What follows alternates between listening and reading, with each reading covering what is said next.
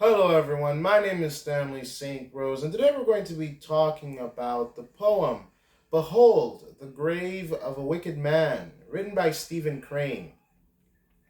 Now, before I go into summary analysis of this work, please remember to leave a like, subscribe, and/or comment so that the channel can continue to grow. Now, this poem by Stephen Crane is a very short poem. Basically, what happens in this poem, you get a wicked man. You get his grave. He's dead. And right next to his grave, beside his grave, is a stern spirit.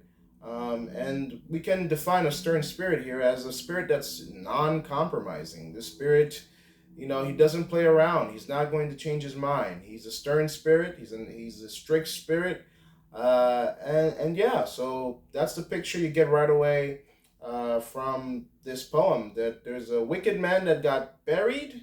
This is his gravesite, and this spirit is right next to his gravesite. And the way that it's presented to us, it's like this spirit's never gonna leave. This is an eternal spirit that will literally stick with the man forever. It's going to be a stern spirit, a sad, tough, angry spirit. It's stern, strict, not playing around. That's going to be over this man's grave forever because it does not seem like the spirit has other things to do. Seems like this is its job. It's going to be a stern spirit, eternally watching over this man to make sure that he gets nothing that's good. And the reason why we say that is because within this poem, a woman, a maiden, comes along and she's drooping, so she's already crying, she's already sad, she's already weeping, and she brought some flowers for this wicked man. And this wicked man, she believed required some violence. And the stern spirit pulls her aside, and says, no, no violets, no flowers, no violets for this man. He doesn't get any of it. He doesn't get none of it. No, no flowers whatsoever. And basically, what happens is that she weeps even more. And the spirit pretty much stays strict, stern, and mean, and no flowers for him. And then we get a question at the end of this poem, that pretty much questions the whole situation.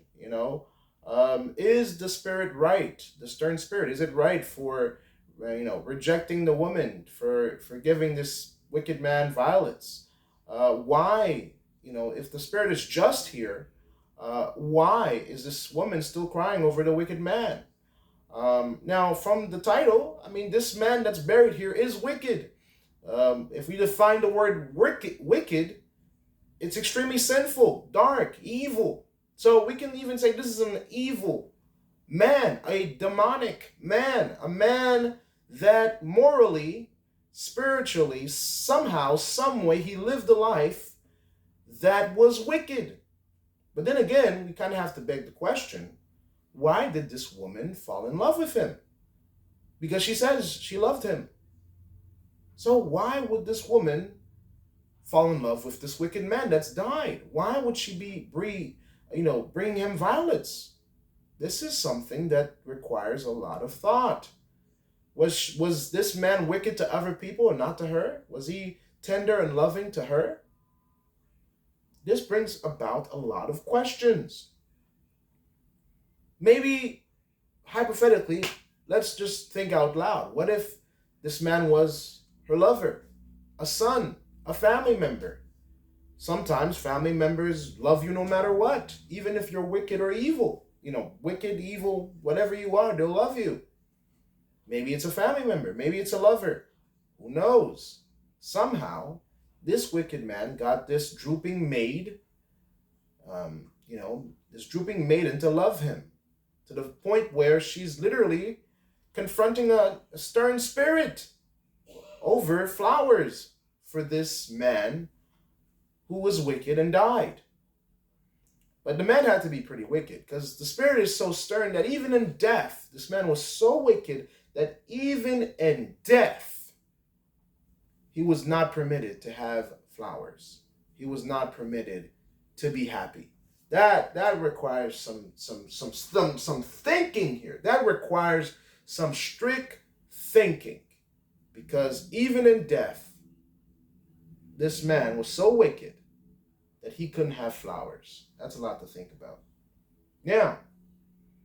So, in terms of deeper meaning here, in terms of analysis, there's a lot that has to be taken through. There's a lot that has to be, thought about here, because the wicked man is dead. He can't get flowers. He's not in a good place. The stern spirit is going to be watching him forever, so that he doesn't even get flowers, because there's no flowers for him. That's what the stern spirit says. And this woman is drooping and crying, because even though that he's wicked, she loves him. Whatever he did in his life does not bother her. She's still going to love him no matter what. So this says a lot about life.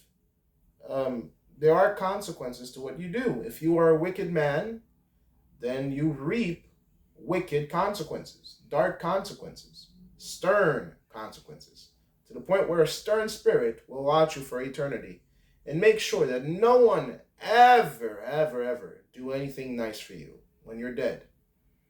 So we don't know what kind of pain, what kind of torment, punishment that this wicked man is getting. But it's so bad, even though that this woman loves him, it's so bad that a stern spirit will be watching over him and making sure that he doesn't even get a sunshine of happiness in his death. I mean, if he can't get flowers, think about that. If he can't get violets, he probably can't get a sunshine or anything nice. So that's the poem. That's what's going on. Is this just? Is the woman wicked? How wicked was the man? His wickedness was wicked, but still it was not that bad to the point where this woman was in love with him. So is the spirit right?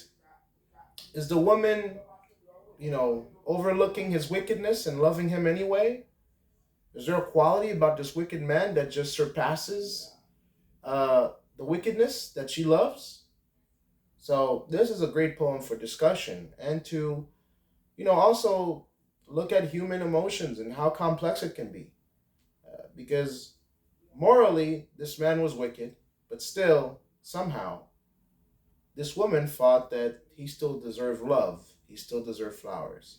So that's my summary analysis of this poem. Please remember to leave a like, subscribe, and or comment. And I'll see you guys in the next video.